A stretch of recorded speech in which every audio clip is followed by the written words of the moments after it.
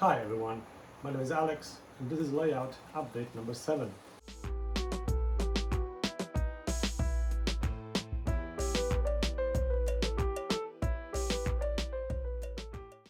So this entire section of truck work, where I have my station truck, my industry spur, and my branch line truck, um, needs to be redone.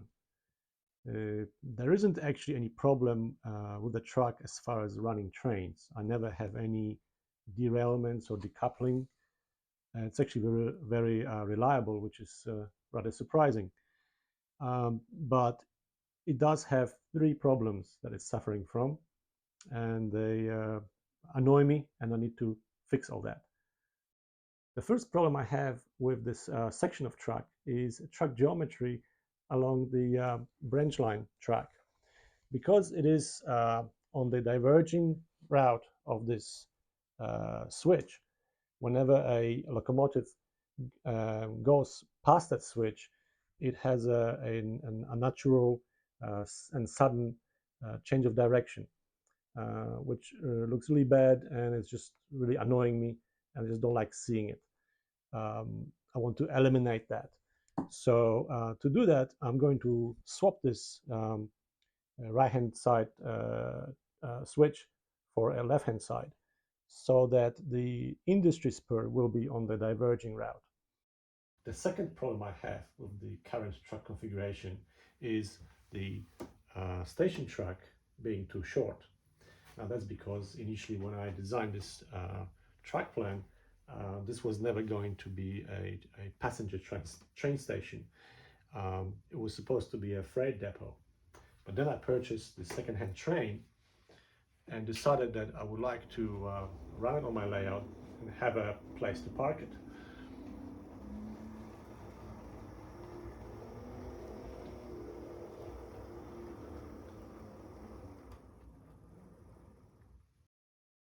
The problem is that when I do park the train in front of the station, I have no choice but to either block the in industry spur or the branch line track. So I have to choose between fouling the diamond crossing or the switch. I need to basically lengthen this track enough so I can accommodate this whole train without fouling either the diamond or the switch. You may have noticed that I have quite a bit of shimming going on here underneath this track between this curved switch and this switch. And that leads me to problem number 3. These foam boards are supported by open frame benchwork, and looks like I did not quite get the support posts up to a correct level. And so I end up with quite a bit of a dip here. So while I have the truck removed, I will try to fix this problem as well. The changes I have discussed so far have very little impact on the overall track plan, but I will take this project a little bit further, and I want to make more space around the train station. So I am planning to shift this entire section of track work a bit more forward. What that means is that I will be eliminating this particular track. The function of this track is to connect the inner and outer loops and create a folded figure 8 track configuration. The idea was to have one train doing a continuous run while I'm switching an industry on the inner track. So it was important that the 2 trains will not interfere with each other. But in practice, I found that I never do any rail fanning while I am switching industries, and I don't do any switching when I watch trains run around. So this track can be removed, and it will not have any real impact on how I operate this layout. I will still preserve the figure 8 configuration by simply using the other track and just having another switch hanging off it so that it will connect back to the other loop. To get things started, I will first clear the space. I'll remove the town, the track bed, and then have a go at leveling these foam baseboards. I will try to do that by pushing up the support posts. If that does not work, then I'll find a way to build them up to the desired level.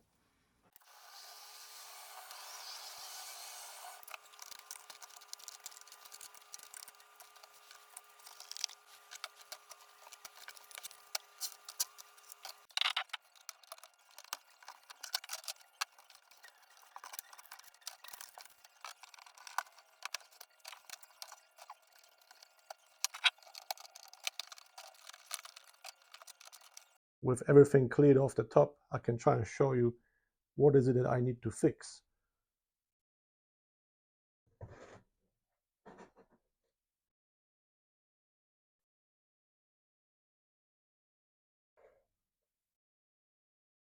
There we go.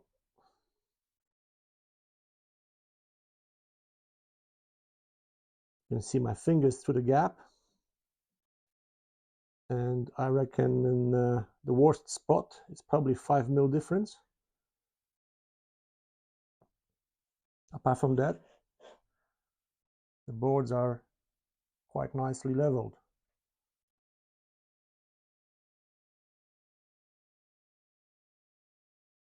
I identified 3 support posts that I thought could be pushed up to help eliminate the dip. But when I had a go at it, I was only able to push up one of them. Fortunately, it was the one that I thought would make the most difference. I was able to push it up by maybe 2, maybe 3 mm. It did make quite a bit of difference. I could still see my fingers through the gap, but it was definitely smaller than before. So to fix the issue completely, I decided to remove a section of the top foam board and replace it with a whole new piece.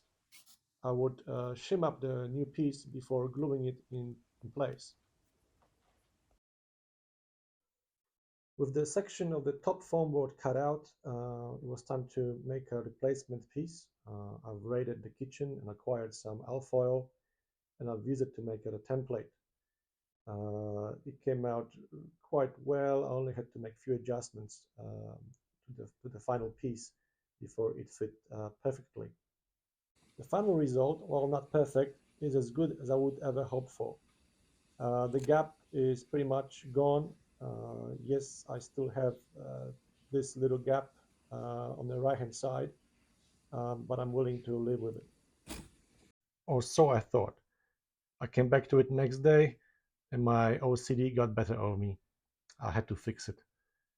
So I glued a very thin piece of foam board and then sanded it down to be flush with the other piece. And now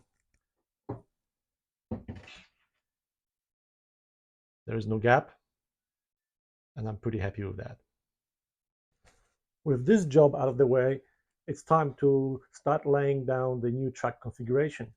Let's take a quick look at my track plan for more detailed discussion of the changes I have planned. This is my current track plan. The different colors you see indicate track elevation. So all green track is at the same elevation, and that's on the lower level. All the red track is at the same elevation, and that's on the upper level. The yellow tracks have grade. Now the 2 white tracks leading to West and East Industries are on the same elevation as the red track, but they are blank because their final positioning has not been decided on yet. Okay, so what am I changing exactly? Well, I want to make the station track longer so I can accommodate my passenger train. I will be swapping the East Industry right-hand turnout for left-hand turnout. I will be removing most of the track which connects the 2 loops together. I will also swap the turnout leading to the West Industry for a curved turnout. All other track will be adjusted or replaced as required.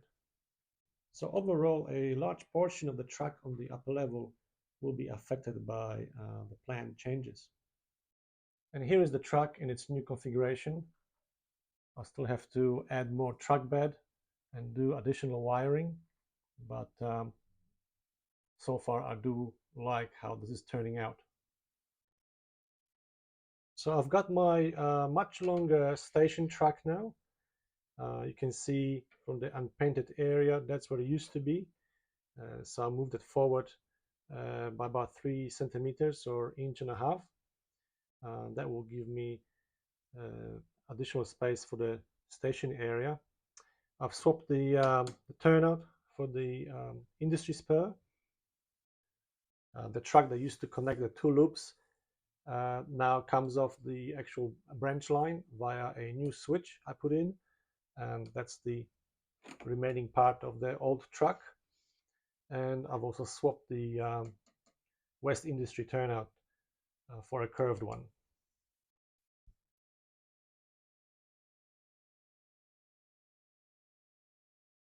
Before I continue working on the new truck section, I want to mention what type of truck bed I've been using on my layout. Basically, I went to my local hardware store and purchased this adhesive protective foam. It's self-adhesive. It comes in a 2-meter roll, 4 millimeter thick and 20 centimeters wide. And I like the idea that it's self-adhesive. Don't have to wait for glue to dry. Let me open this up.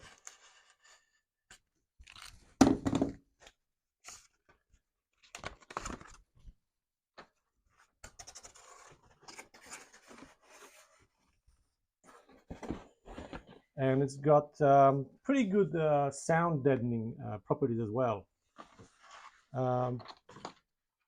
Another nice thing about it is that the adhesive it's using is looks like to be quite high quality.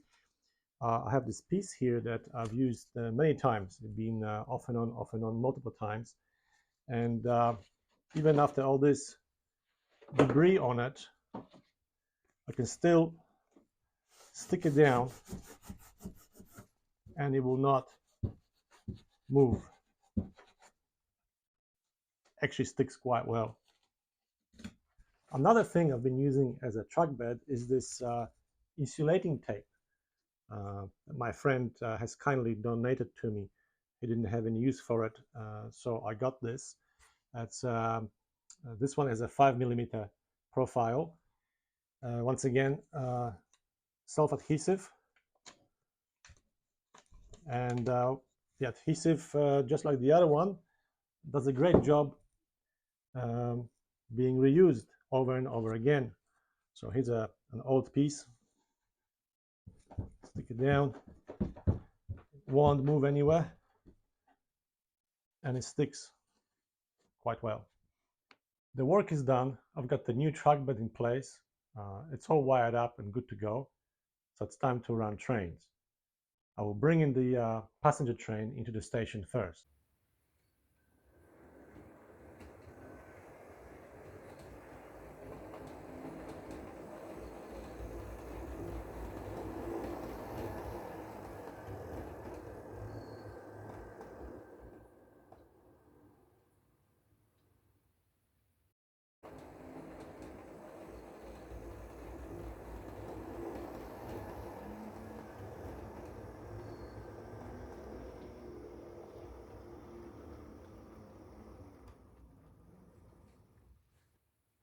Station track has been lengthened, and now I can fit the entire train without fouling either the industry spur diamond crossing or the branch line switch. So that's a success. Next, I will run the little 060 engine pulling a short freight train. I will run it down the branch line and want to see if it's more visually appealing than before.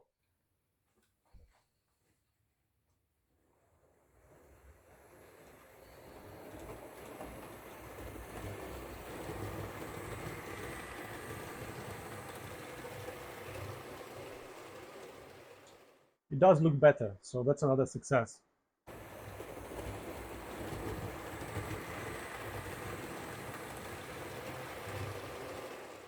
Ripping up a large section of truck and destroying some of the foam board was a little bit traumatic, but then having it restored into what I think is a better looking truck configuration and better operating layout, I felt a sense of satisfaction, and I'm very happy that I did this project.